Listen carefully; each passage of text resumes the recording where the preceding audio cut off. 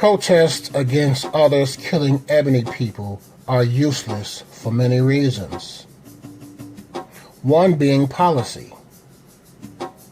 Having bribe-proof representation with morals, ethics to fight for us regarding laws, policies enacted primarily just for ebony people is the move.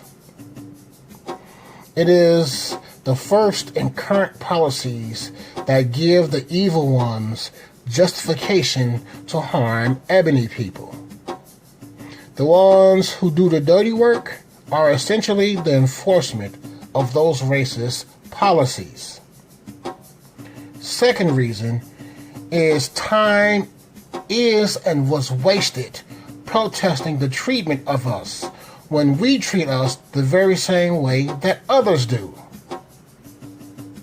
Time that is needed to do the first reason, and that is to check ourselves and get proper a representative who's not just in it for fame and fortune.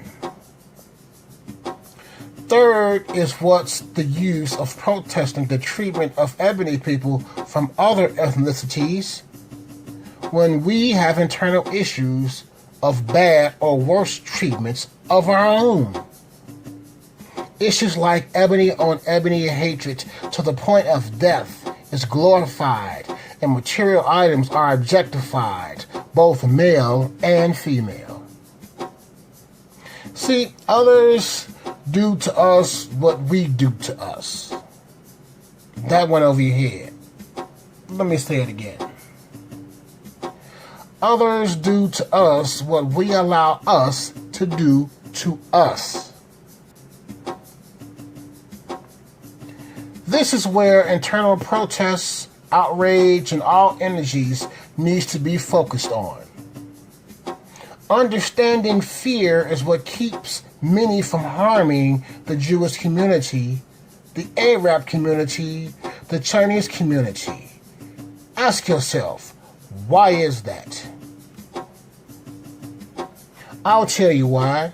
Because even though every ethnicity does harm in their communities, it isn't publicized, or it isn't a reoccurring, that there isn't reoccurring incidents. And in case that there were, they, the other ethnicities, form internal committees, seek and execute political assistance, and instantly get shit done. There's no protest, outrage at the very ones who may be our neighbors, causing havoc. And everybody is all hush-hush, talking that fear shit. Fear directed in the wrong direction. So let me get this straight. You mean to tell me that you fear removing a neighborhood terrorist that looks like us, but not other ethnicities terrorizing us? See, if the neighborhood terrorist fears harming those in our neighborhoods, they will in turn think before they do stupid shit in the hood. Fear is the key word here, and listen further as I break it all down throughout the video. I am ashamed to admit this, but even my youngest is a part of this type of nonsense.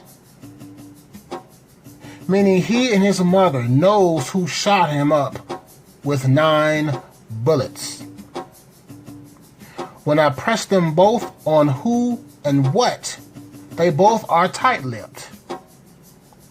Why is that, you gotta ask yourself? Yes, he survived, but he might as well be dead, as he went right back to what got him fucked up in the first place. Make that make sense. It is viewed as failure when you cannot reach your young man or anyone in the family that's clearly lost. But I did not fail. Here's why. Before he got mixed up in the useless gang life, his mom saw a lodger sitting on her ass check aka pay me for having your child, aka child support, which is essentially a surrogate. Had I knew then what I know now, I would have just paid a surrogate and wouldn't have to worry about child support, as the child would have been with me. She literally said on the phone before he got heavily involved with self-sabotage that until she gets more money, I could no longer see my son. And he was very young at this time. So I hung up on her ass with that nonsense. Then I received another call, and the only reason that I picked up is because of the love for my seed. It was my son on the phone, crying to repeat the very thing that she had just told me. How fucked up are you to do such lowbrow and poop butt things? But that is my fault. That is my fault. I take full responsibility for laying or for lying with such low-hanging fruit. But I was a teen or a young man myself, so there you have it. Now, time goes by, and here comes the false deadbeat rhetoric, because I wouldn't give more money. Here's the thing, and I said this to her. You ran to the system when we could have worked through it without using a system that only cares about profit. In fact, the amount would have been tremendously greater without the systems intervening, as they charge the man, the father, extra fees along with decreasing the amount supposedly to the child. After hearing that my son's bad choices were my fault multiple times, and even though when both of my sons were with me, none of the nonsense that she complained about existed. They both did what they were supposed to be doing. They did not do anything they weren't supposed to be doing, and peace and harmony ruled the energy. I am not stupid to believe that they were on their purpose or even angels. So tiring of the bull, you feeling the rest, I proposed to her, since I'm such a deadbeat and it's my fault, his actions, with the fact that I raised both him and his older brother from another to not be this way, why don't you relinquish guardianship? I'll pick it up, and you won't have any more reasons to falsely accuse and try to shit on my character. And if it's really true what you say, this will either be a confirmation of what you have said or dispelling the lie. She initially agreed but did nothing. My guess is that she really did not care about my and her son's mental and physical health, backed up by the fact of saying, give me more money or you can't see him. Who does that? You fill in the blank. On top of that fact, the solution that I proposed wasn't acted upon.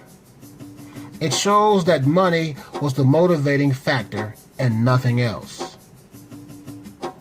Now, with that said, what does my past issue with the person who clearly is self-centered, selfish, etc. have to do with this topic of misplaced outrage and protest? Ultimately, as stated, he was shot 9 times, lost partial or full amounts of organs, and for what? When a man sees a problem and comes up with a logical solution and the other parent does nothing to comply, just for profit, bad things are going to happen, as they did. Here's a more important fact. I was once the age of both of my boys and aware of what their mindsets are and were. Things that they will get into, thus making me the better parent to tackle in 2 ways. One, for being a male, and 2, how to navigate this society's traps as an ebony man or teen. Again, what would a legit reason be for saying no to allowing a man to teach a young male how to survive? The point is, until we as ebony people tackle the nonsense internally, whether it be within our families, as I attempted to do so, or within the neighborhood, all that snitches, stitches bullshit to those harming and terrorizing the neighborhoods has signaled to other ethnicities that it is cool to kill blacks because blacks are killing blacks. Now, that is an excuse to do so, but what use is it to protest, show outrage at others killing us when we are killing us?